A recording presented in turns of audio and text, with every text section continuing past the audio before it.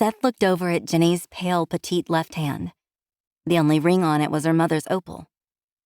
He knew how much it meant to her. It was the only physical thing she had left from her besides fading memories. Today, though, Seth hoped to add another ring and another memory if Jenny would agree. He'd thought a lot about it, and had picked out the ring within a few days of getting out of the hospital. He'd had to have Link's help to go pick it up after it had been sized properly, and now it rested in a red velvet box tucked into his inside jacket pocket. "Hey, babe," he'd said earlier that morning. "I've got to fly the airplane down to Dickinson to have a new radio installed. How do you feel? Would you like to come along?" He had to talk real fast to get Doc Griffin to renew his flight medical.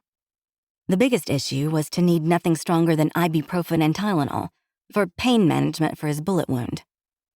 He refused to let anyone know just how much it really hurt. Movie actors lie, he thought to himself with a little chuckle. At the time, though, he was so pumped up on adrenaline, he didn't even realize he'd been shot. It was only afterwards that the excruciating pain kicked in. Barely 30 minutes into the flight, Seth glanced over at Jenny, already nodding off. He was sure that she had no idea that they were going in a big circle. Her strawberry blonde hair and elvish nose reminded him of Tinkerbell, the way her front locks drifted over her eyes as her head bobbed up and down. Zing. Another heartstring just detached itself. How can one man get so lucky, twice? "Hey, honey, I've got an idea. Let's see if we can spot your wild stallion when we are over the Badlands," he suggested. "Oh, that would be so cool," she said, her eyes suddenly wide with excitement. "It seems like such a long time ago that we saw that beautiful stallion. But really, it was only a few months ago," she said almost as an afterthought.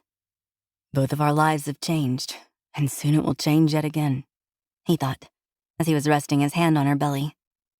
Suddenly, there was a huge kick. It made him feel gooey inside.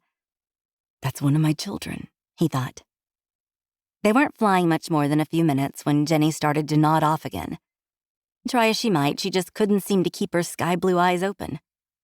Occasionally they were stormy blue depending on her mood, Seth thought with a quiet little chuckle. The pregnancy took its toll on her energy reserves, and that made Seth smile even more, as his plan was coming together quite nicely. He positioned a certain hayfield outside of Jenny's window and pulled one of the engines to idle. Jenny's head popped up and she looked around. "What's wrong?" Brushing the hair from her eyes, her gaze darted from Seth to the controls and back to Seth. "We seem to be having a little engine trouble," Seth said calmly. "I knew I should have bought more gas back there." "What?" Jenny exclaimed. "We ran out of gas?" "Yes, but just in that engine. Not to worry, honey. We can fly just fine on the other one. That's why we fly a twin engine, sweetie," he responded with a patronizing smile. "Are you sure?" she asked, narrowing her eyes nearly to slits. "Oh, yeah," he said in a big, confident voice. "As long as the other engine doesn't also run out of gas, we'll be just fine." "Oh, okay."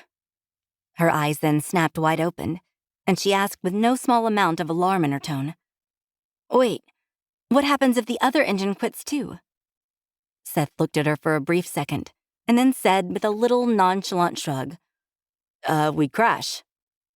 Seth waited another couple of moments for the idea to soak in before he pulled the other engine to idle. "Uh-oh," he says calmly. "It looks like we lost the other engine." "I thought you said not to worry," Jenny snapped again as she looked anxiously around the airplane. "Well, it's not my fault. I thought we had enough gas," he said lamely. "Okay, what do we need to do? They teach you this, right? What to do in a crash?" "Yes, honey, we're going to be okay.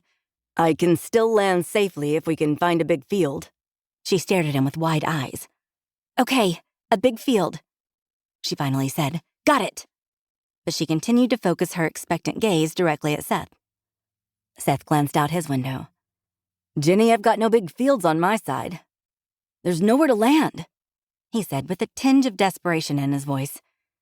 "You've got to look out your window and see if you can find us a field on your side of the plane." Jenny stared at him for only a half second in silent disbelief, then quickly peered out her door. Seth, she exclaimed, bouncing in her seat. "There's a huge field outside of my window.